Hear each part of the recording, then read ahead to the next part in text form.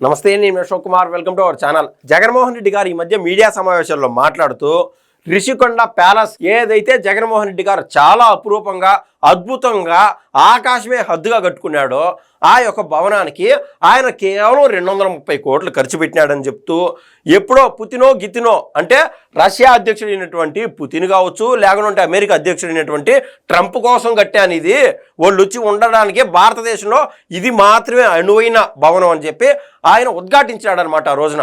అంటే ఆయన దగ్గర సమాధానం లేదు. ఏదైనా సరే నరేంద్ర మోడీ గారో లేకుండా ఉంటే రాష్ట్రపతితో వీళ్ళ పేర్లన్నా చెప్తే అదిగినట్టు ఉంటుందేమో అనుకోవడానికి వాళ్ళు ఖచ్చితంగా వీళ్ళపైన ఏదైనా కేసులు పెట్టేటువంటి అవకాశం ఉంది. ఎందుకంటే నిబంధనలకు విరుద్ధంగా మన దేశానికి సంబంధించినటువంటి ప్రెసిడెంటో లేకుంటే ప్రైమ్ మినిస్టరో వచ్చి ఆ నిబంధనలు లేకుండా కట్టినటువంటి ఆ భవనంలో ఎందుకు ఉంటారు అనేది ప్రైమరీ క్వశ్చన్. కాబట్టి జగన్మోహన్ రెడ్డి గారు ఇది లోకల్ కాదు, నేషనల్ కాదు, ఇంటర్నేషనల్ అని చెప్పి ఏకంగా పుతిన్ పైన అదేవిధంగా డొనాల్డ్ ట్రంప్ పైన అపవాదం వాళ్ళపైన వేసేసాడు. వాళ్ళనైతే అడిగేవాళ్ళు ఎవరు ఉండరు. కాబట్టి ఏదేమైనా అక్కడ జగన్మోహన్ రెడ్డి గారు 230 కోట్లు పెట్టి కట్టినాడు అన్నటువంటి చెప్పుకున్నటువంటి భవనం ఇది. ఆకాశమే హద్దుగా ఇక్కడ చూడండి, చుట్టూరు పైనుంచి కొండ చర్యలు ఏది పడకుండా అంత పటిష్టంగా పెద్ద పెద్ద కమ్ములేసి చుట్టూరు ఆ కొండని చెక్కేసి మరీ కట్టారు. ఈ భవనాల నుంచి చూస్తే జగన్మోహన్ రెడ్డి గారు ఆయనే స్వయంగా చెప్పినాడు కాబట్టి యావత్ వైజాగ్ మొత్తం కనిపిస్తుంది, బీచ్ వ్యూ ఉంటుంది, అంత బాగా కట్టామని చెప్పినాడు జగన్మోహన్ రెడ్డి గారు. అయితే ఆయన దానికోసం వెచ్చించినటువంటి డబ్బు కేవలం 230 కోట్లు కాదు. ఆ రోజు పర్యాటక శాఖ మంత్రిగా ఉన్నటువంటి ఆర్కే రోజా లాంటి వాళ్ళ సహకారంతో వాళ్ళు పెట్టినటువంటి సంతకాల రూపేణా దాదాపు 470 కోట్ల పైచిలకు వెచ్చించారు. ఒక్క అడుగు టైల్స్ కూడా ఏకంగా ఒక్కొక్క అడుగు టైల్స్ని పెట్టి 13,000 14,000 ఈ రకాన ఆయన వాడేటువంటి ఒక ఫ్యాన్లు లేకుంటే పెద్ద పెద్ద లైట్లు కమ్మోడ్లు ఏది టచ్ చేసినా కూడా బాతింగ్ టబ్బు కావచ్చు, లేకుంటే బ్రష్ చేసుకొని ఆ వాష్ చేసుకునేటువంటి ఏదైతే ఆ టబ్బు ఉంటుందో అది కావచ్చు, లేకుంటే టాయిలెట్ కావచ్చు, ప్రతి ఒక్కటి కూడా జగన్మోహన్ రెడ్డి గారు కోట్లాను కోట్లు పెట్టి వెచ్చించి కట్టాడు.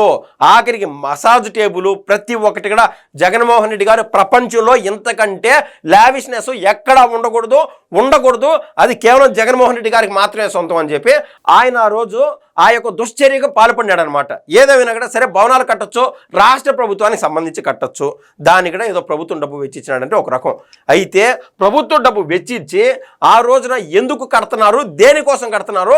ఏదైనా పెద్ద మల్టీ స్పెషాలిటీ హాస్పిటల్ కడుతున్నారా, లేకుంటే అంబానీ వాళ్ళకో లేకుంటే తాజ్ వాళ్ళకో వీళ్ళకి ఎవరికైనా సరే అప్పగించడానికి పెద్ద స్థాయిలో హోటల్ ఏమైనా కడుతున్నారా అని చెప్పి ఒక క్వశ్చన్ మార్క్ వేస్తే దానికి సమాధానం చెప్పేటువంటి పరిస్థితిలో ఆనాటి కేవలం మంత్రులు కూడా లేరంటే ఆ రోజున ఎంత ఉదాసీనతగా వితౌట్ ట్రాన్స్పరెన్సీ ఓపెన్గా ఏది చేయలేనటువంటి పరిస్థితులు మనం స్వయంగా చూసాం. కాబట్టి గుమ్మడికాయలు దొంగ ఎవర్రా అంటే భుజాలు దనుకున్నట్టు ఆ రోజున పవన్ కళ్యాణ్ గారు కావచ్చు, లేకుంటే నారా లోకేష్ గారు కావచ్చు, ఆ యొక్క రిషికొండ ప్యాలెస్ దగ్గరికి పోయి ఎందుకు కడుతున్నారనేటువంటి క్వశ్చన్ వేసేటువంటి విధానంలో భాగంగా అక్కడ పోయి సెల్ఫీ వీడియో తీసుకున్నాము లేదా సెల్ఫీ తీసుకుందాం అనుకుంటే ఆ రోజు అక్కడిక్కడ పర్మిషన్ ఇవ్వాల అన్నమాట.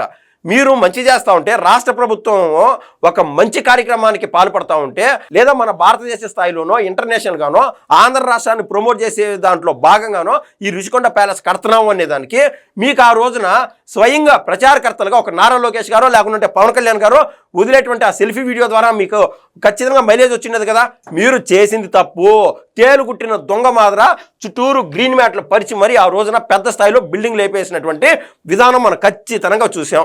ఏదేమైనా అక్కడ ఆ రోజు ఆయన కట్టినటువంటి ఈ రిషికొండ ప్యాలెస్కి ఆ రోజున నేషనల్ స్థాయిలో అంటే సెంట్రల్ నుంచి గ్రీన్ లా ట్రిబ్యునల్ కింద మళ్ళీ కేసు పడి దాదాపు 150 కోట్ల పై చిలుకు ఆడ డబ్బులు కట్టాల్సి వచ్చిందనమాట. ఏది అక్కడ ఉన్నటువంటి ఆ కొండ చర్యలన్నీ రిమూవ్ చేసినందుకు, ఆ చెట్లు అవన్నీ కొట్టేసినందుకు, వితౌట్ పర్మిషన్స్ నిబంధనలకు విరుద్ధంగా ఆ యొక్క భవనం కట్టేందుకు ఇప్పుడున్నటువంటి రాష్ట్ర ప్రభుత్వం పైన ఏకంగా 150 కోట్ల పైన ఖర్చు పడిందంటే ఆ రోజున తలా తోక లేకుండా విధి విధానాలు లేకుండా జగన్మోహన్ రెడ్డి గారు తీసుకున్నటువంటి నిర్ణయాలు ఏ విధంగా ఉన్నాయో ఈ రిషికొండ ప్యాలెస్ మూలాన మనం స్పష్టంగా చెప్పొచ్చు. ఇది తారస్థాయి, ఇది పీక్ స్టేజ్ అని ఖచ్చితంగా నేనైతే ఉద్ఘాటించి చెప్పగలుగుతాను. ఇందులో భాగంగా ఇంకేం చేద్దామంటే ఈ రిషికొండ ప్యాలెస్కి సంబంధించి కట్టేదానికంటే ముందు ఆ రోజున హరిత రిసార్ట్స్ ఏదైతే ఉందో తద్వారా ఆ రిసార్ట్స్ నుంచి సంవత్సరానికి రాష్ట్ర ప్రభుత్వానికి 13 కోట్ల రూపాయల పైన ఆదాయం వస్తూ ఉంటే దాన్ని కొట్టేసి, ఎందుకంటే ఆ రోజు ఆ యొక్క హరిత రిసార్ట్స్కి వాటికి అప్రూవల్ ఇచ్చినటువంటి వ్యక్తి నారా చంద్రబాబు నాయుడు గారు కాబట్టి ఆ రోజున ప్రజావేదిక ఏ విధంగా అయితే కూల్చేశారో నారా చంద్రబాబు నాయుడు గారి యొక్క మూలాలు గుర్తులు రాష్ట్ర ప్రభుత్వం నుంచి సమూలంగా చెరిపేద్దామని చెప్పి జగన్మోహన్ రెడ్డి గారు ఆ రోజు చేసినటువంటి ప్రయత్నము ఇదే స్పష్టంగా మనకు కనిపించేటువంటి ఎగ్జాంపుల్స్. ఈయన ఇవన్నీ క్లియర్ చేయగలుగుతాడు కానీ గూగుల్ నుంచో లేకుంటే యూట్యూబ్ నుంచో ఏదైనా ఆధునికేటెడ్ డాక్యుమెంట్స్ నుంచో నారా చంద్రబాబు నాయుడు గారి యొక్క హిస్టరీ తొలగించలేడు అని ఆ రోజు కూడా జగన్మోహన్ రెడ్డి గారికి అర్థం కాల.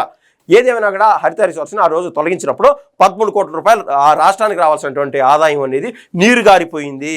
అయినా జగన్మోహన్ రెడ్డి గారు ఏదైతే ఈ రిషికొండ ప్యాలెస్ కట్టారో దాని తర్వాత ఒక్కొక్క నెల మెయింటెనెన్స్ కోట్ల రూపాయలు మెయింటెనెన్స్ పెట్టాల్సి వస్తుంది. ఎందుకంటే మనకు స్పష్టంగా చూడండి అర్థమవుతుంది. ఏదైతే ఈ భవనాలు ఉన్నాయో భవనాలు చుట్టూరు పెద్ద స్థాయిలో హైవేలు కట్టించుకున్నాడు అన్నమాట జగన్మోహన్ రెడ్డి గారు. ఒక్కొక్క బాత్రూమ్ క్లీన్ చేయాలన్నా కూడా 2-3 బిల్డింగులు అంత రేంజ్లో ఒక బాత్రూమ్ కట్టుకున్నాడు జగన్మోహన్ రెడ్డి గారు. ఇవన్నీ క్లీనింగ్ కావచ్చు, లేకుంటే రిపేరింగ్ వర్కర్స్ కావచ్చు, లేదా ఎక్కడికక్కడ ఫ్యాన్లు అవన్నీ ఓపెన్లోనూ ఆన్లోనూ పెడితే కరెంట్ ఛార్జీలు కాలే, అవి కన్నా ఆన్లో పెట్టుకుంటా ఉంటే తుప్పు పట్టిపోయా.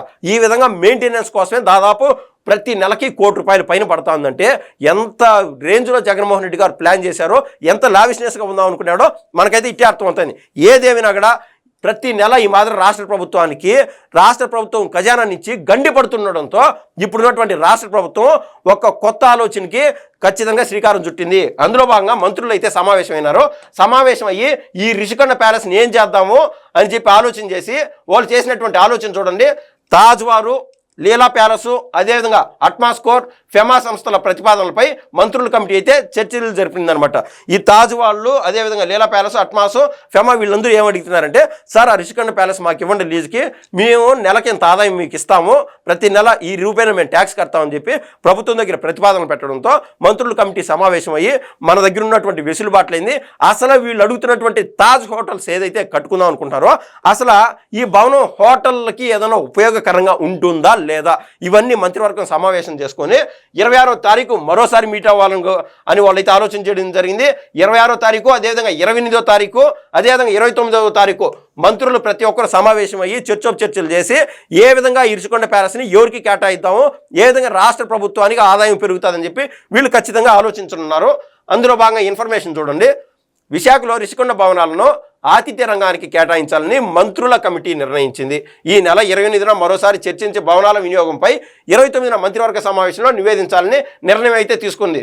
ప్రస్తుతం భవనాల వినియోగంతో పాటు అదనపు భవనాల నిర్మాణం కోసం తీర ప్రాంత నియంత్రణ మండలి నిబంధనలపై వివిధ ప్రభుత్వ శాఖల అధికారులతో తుది పరిశీలన చేయించి నివేదిక ఇవ్వాలని పర్యాటక శాఖను ఆదేశించింది.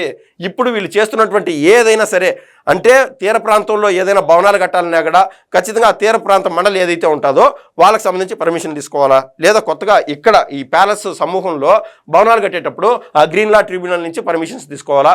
ఈ రకాన జగన్మోహన్ రెడ్డి గారు ఏదైతే ఒక పుండు పెట్టేసిపోయినారో ఆ పుండుని మానుకోవడానికే రాష్ట్ర ప్రభుత్వానికి తలమునకలుగా ఉంది.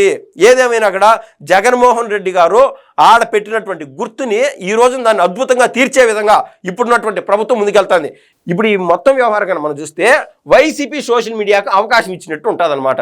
ఏది అంటే వైసీపీ సోషల్ మీడియాకి ఏమన్నా భయపడి రాష్ట్ర ప్రభుత్వం ఏమన్నా ఆగాలన్నా, జగన్మోహన్ రెడ్డి గారు చేసినటువంటి ఆ రోజు ఆ భవనాలు కట్టాడు కదా తాజ్ వారికి, అదేవిధంగా ఈ ప్యాలెస్ ఏదైతే ఉండదో వీళ్ళకి సంబంధించి ఫెమా వాళ్ళకి, అదేవిధంగా లీలా ప్యాలెస్ వీళ్ళకి ఇవ్వడానికే జగన్మోహన్ రెడ్డి గారు ఆ రోజు దూరదృష్టితో అంతకంటే విజన్ ఎవరు చూపించలేని విధంగా జగన్మోహన్ రెడ్డి గారు ఆ రోజు శ్రీకారం చుట్టారని చెప్పి ఈ రకాన్ని రాసుకుంటారు.